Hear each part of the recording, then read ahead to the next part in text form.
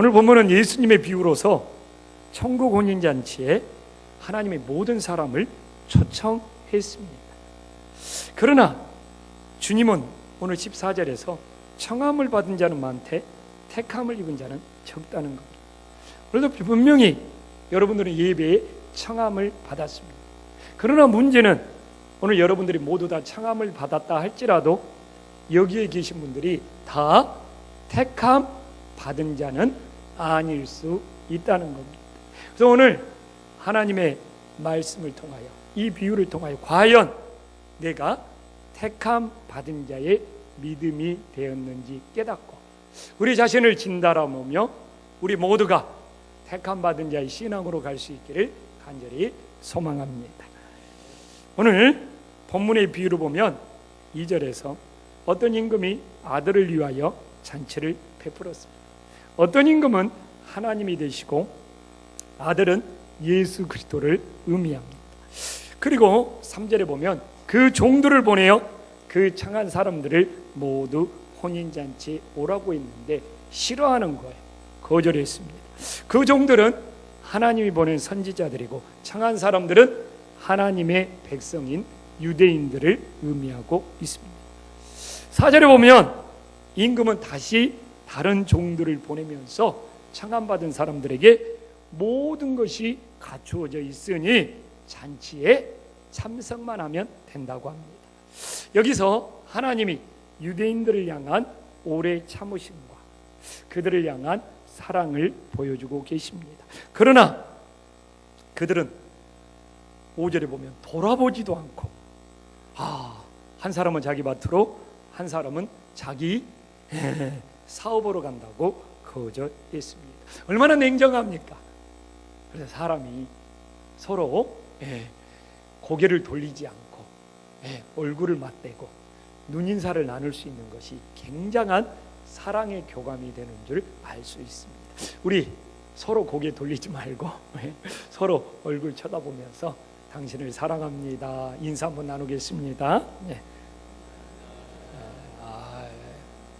그래도 고개를 안 돌리는 사람은 도대체 뭐란 말입니까? 그런데 6절에 보니까 심지어 그 남은 종들은 남은 자들은 하나님이 보낸 종들을 모욕하고 죽였습니다. 무슨 의미입니까? 유대인들이 하나님이 보낸 선지자를 핍박하며 그들을 살인했다는 걸 보여주고 있습니다.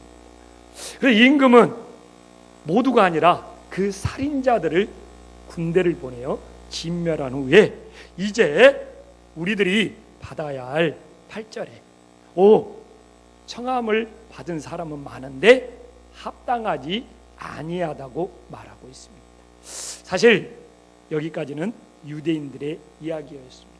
유대인들이 하나님의 청함을 받았는데 그들이 합당하지 못하여 그들이 하나님의 진노와 심판을 받았다는 걸 우리들에게 보여주는 비유입니다. 그러면 오늘 우리가 유대인들처럼 우리 자신의 모습도 하나님 보시기에 합당하지 않는 모습은 없는지, 과연 나는 이 천국 혼인잔치에 참석할 수 있는 합당한 자격이 있는지 우리는 이 비유를 통하여 반드시 점검해 봐야 합니다. 그래서 저는 오늘 왜 이 유대인들이 하나님 보시기에 합당하지 않는 자가 되었는지를 묵상하면서 과연 나는 하나님 나라에 참석할 수 있는 합당한 자격을 갖추었는지 우리 자신을 점검해 보기로 하겠습니다. 제일 먼저 이 유대인들은 하나님과 말씀의 약속을 지키지 않아서 합당한 자가 될 수 없었습니다. 사실 임금의 아들 혼인잔치에 그들은 이미 오기로 약속했습니다.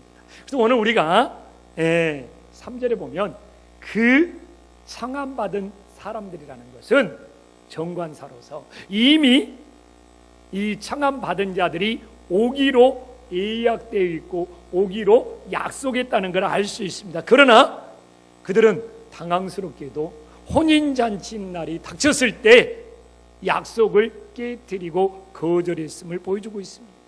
유대인들은 하나님과 언약을 맺었지만 지키지 아니함으로 관계가 파괴된 것입니다.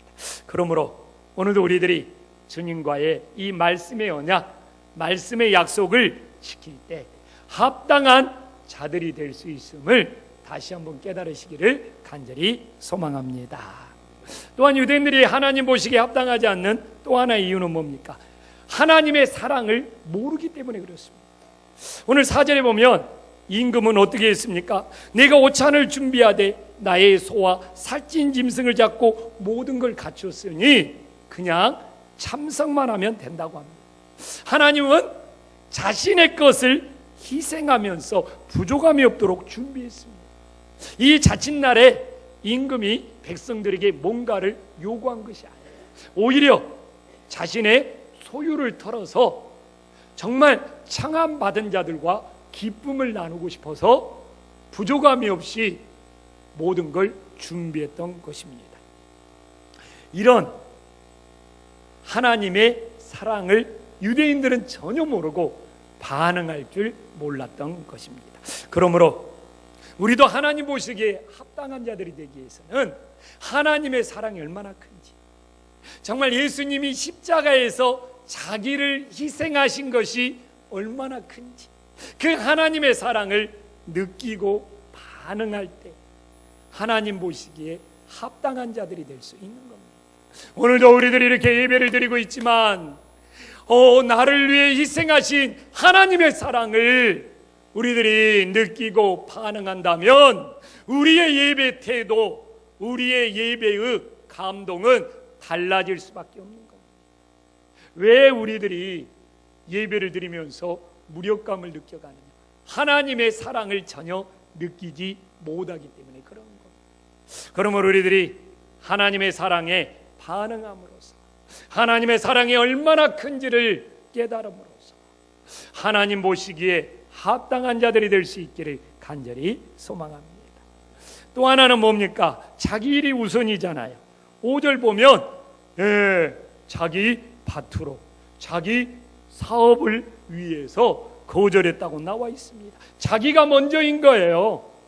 하나님과 함께 하는 것보다, 그 잔치에 참석해서 하나님과 함께 하는 거잖아요. 그러나 주님과 함께 하는 것보다 늘 자기 일이 우선인 거예요. 자기 일이 먼저인 거예요. 오늘도 우리들이, 많은 분들이 휴가를 떠나면서 예배에 함께 하지 못하는 이유, 또한 우리들이 예배에 늦는 이유, 또한 우리들이 하나님과 뭔가 함께 보내지는 못하는 이유, 피치 못할 사정이 있을 수 있지만 대부분은 자기 일이 우선이기 때문에 그러는 거예요. 자기 일이 바쁘기 때문에 그러는 거예요.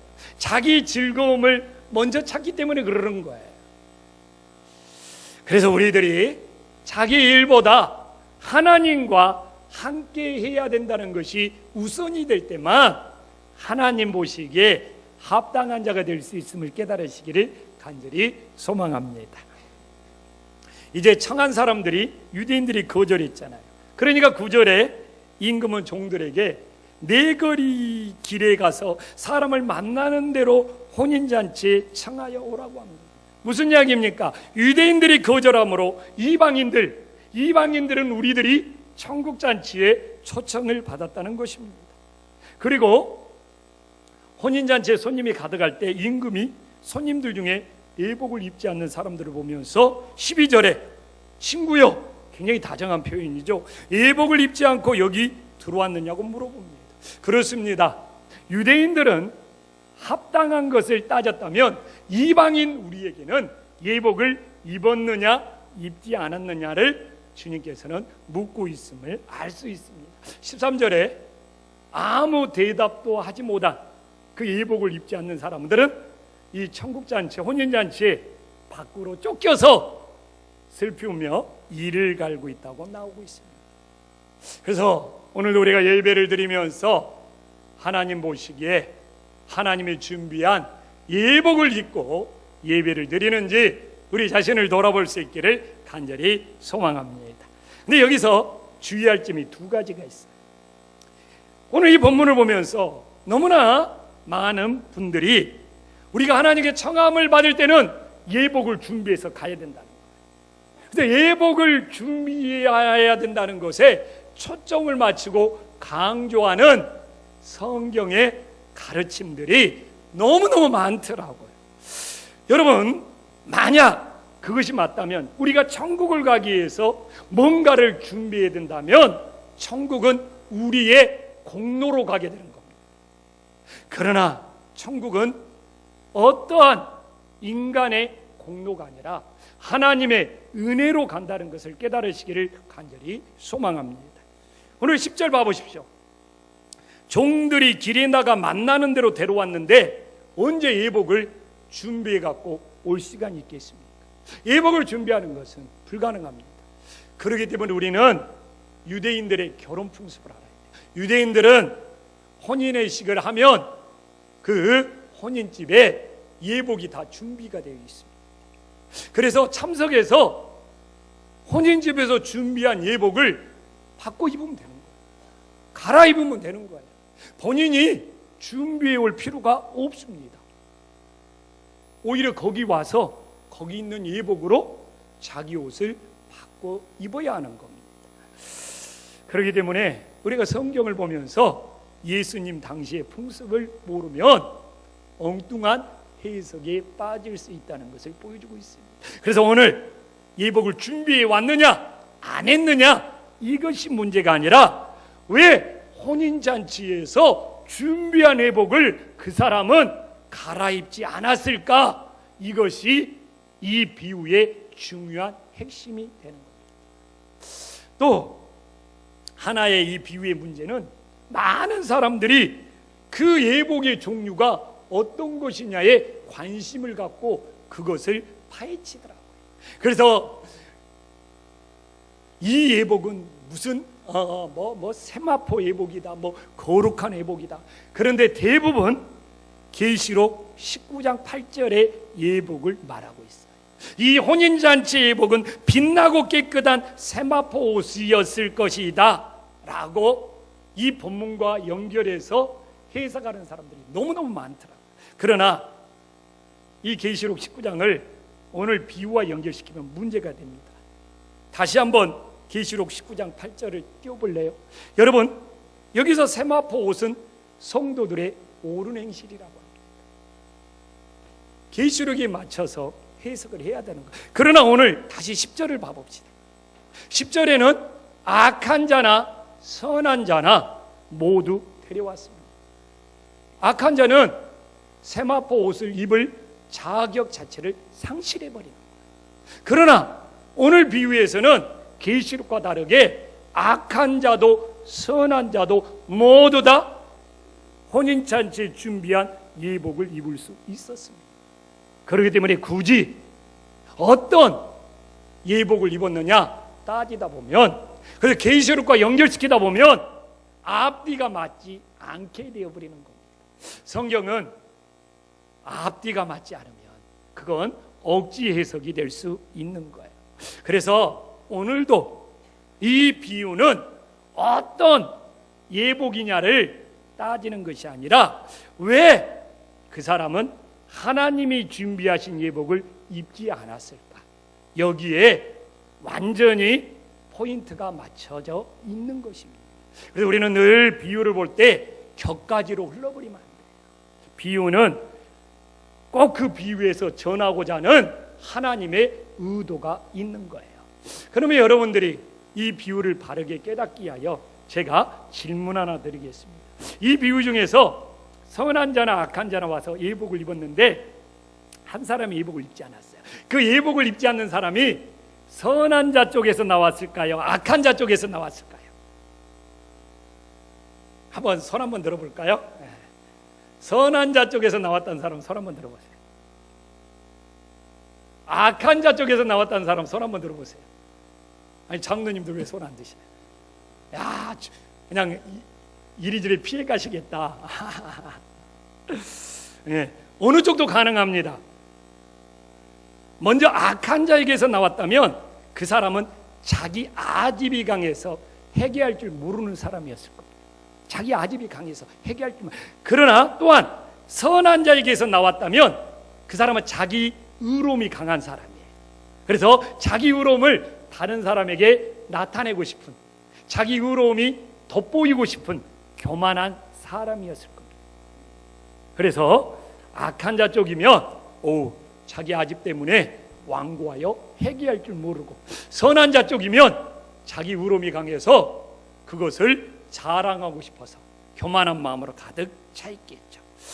성도님들은 이 설명까지 듣고도 선택한다면 어느 쪽일까요? 지휘자님한테 물어봐도 되겠습니까? 어느 쪽일 것 같아요? 그냥 중립지키면서 살아남을래요? 여러분, 여기서 예복을 안 입었다는 것은 지금 모든 사람에게 예복을 입히는 이유는 뭡니까? 신랑을 돋보이게 만들려고 하는 겁니다. 주인공이 신랑이라는 거예요. 그런데 신랑이 주인공인데 예복을 안 입은 한 사람은 주인공 된 신랑 예수님만큼 자기가 돋보이고 싶은 거예요. 튀고 싶은 거예요. 주인공 노릇하고 싶은 거예요. 그래서 저는 악한 자들 쪽에서보다는 선한 자 쪽에서 예복을 안 입은 사람이 나왔을 것입니다. 속으로 그래, 나는 손은 안 들었지만 속으로 선한 자 쪽에서 나온다고 생각해서 오면서 쾌감을 느끼는 사람들이 있을 거예요.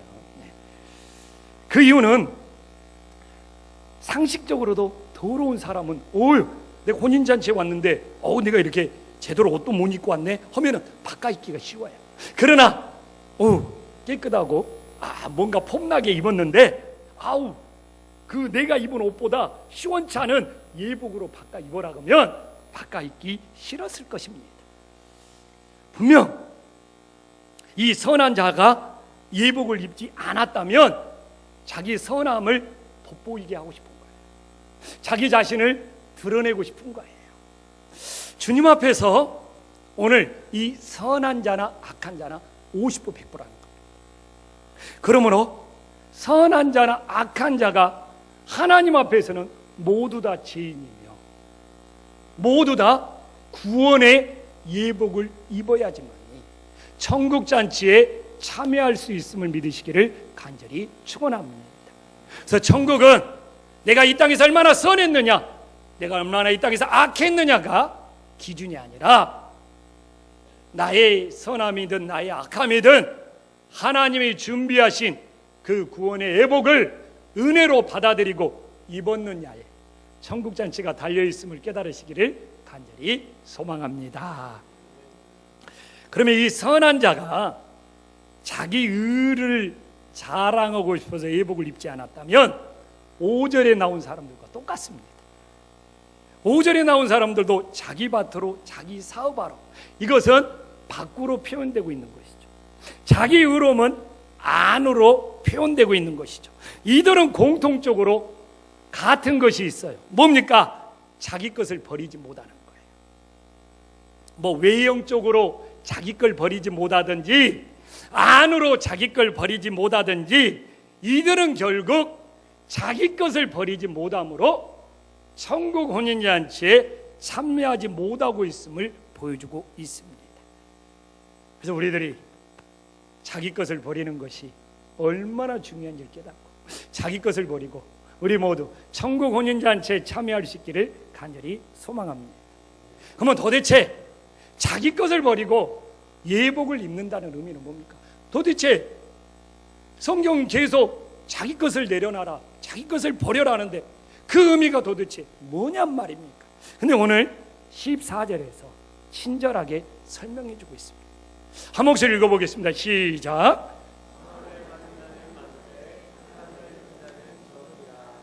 여러분, 여기서 변화가 있어야 돼요. 뭡니까? 청함과 택함을 빼면 답이 나옵니다. 무엇입니까? 받는 자의 믿음에서 입는 자의 믿음으로 변화되어야 된다. 제가 지난주에 듣는 믿음에서 보는 믿음이 되었다고 말하는 것처럼 받는 자의 믿음에서 입는 자의 믿음이 되어야 된다는 겁니다. 여러분, 우리들의 신앙의 패턴이, 유형이 너무 하나님께 받으려고 하는 것이 많아요. 그렇기 때문에 내 인생이, 내 삶이 달라지지 않아요. 오늘 아무리 청함을 받아도 그 사람이 입는 자의 신앙이 아니면 그의 인생은 달라지거나 바뀔 수가 없습니다. 그러나 여러분, 입는 자의 믿음은 과거에 자기가 입었던 걸 벗어버려야 돼. 이 새로운 내복을 입을 수가 있는 겁니다. 그렇기 때문에 입는 자의 신앙이 과거의 자기 것을 버리고 새로운 예복을 이름으로 변화되고 달라져서 택한 자가 될 수 있는 거예요. 우리 신앙은 어느 쪽입니까? 주님께 받으려고 하는 신앙이 더 큽니까? 아니면 자기 것을 버리고 새롭게 입으려는 신앙이 더 큽니까? 한국교회가 이 받는 믿음으로 사람들을 교회로 청하는 것은 성공했습니다. 하나님께 나오면 복도 받고, 하나님께 나오면 치유도 받고, 하나님께 나오면 물질도 받고, 이 받는 믿음으로 사람들을 많이 청해서 끌어 교회로 모아놓기는 했습니다. 그러나 그 다음으로 넘어가지를 못한 거예요. 이제는 과거의 자기 것을 버리고 예복을 새롭게 입는 신앙이 되어야지만이 세상의 빛과 소금이 될 수 있는데, 계속 받는 믿음에만 머물러 있는 거예요. 받는 믿음에만 머물러 있는 한국교회가 빛과 소금이 되자 안 맞는 거예요. 사람은 모아놨는데 세상에 빛과 소금이 되지 않는 거예요. 우리는 은근히 나는 받는 믿음이 아니겠지, 안 그래요. 오늘도 교회에 와서 예복을 입지 않고 돋보여서 관심을 받으려고 했던 사람처럼 교회 와서 누군가에게 관심을 바꿔야 해요. 왜 이 교회는 그렇게 관심이 없어? 왜 이 교회는 내가 와서 챙김을 받지 못하네? 여러분, 언제까지 그러시려고 합니까? 언제까지? 어떻게 보면 처음 교회에 나온 사람은 그런 말 안 씁니다. 왜? 뭐가 뭔지 몰라서. 근데 받는 신앙에 젖어 있으면 하나님께도 뭔가를 받아야 되지만 사람들에게도 뭔가를 받아야 돼요. 관심을 받아야 되고 챙김을 받아야 되고 돌봄을 받아야 되고, 거기서 벗어나지를 못해요.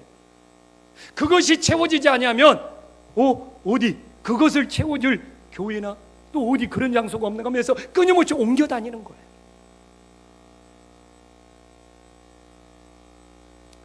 여러분, 어린 신앙은 그럴 수 있어요.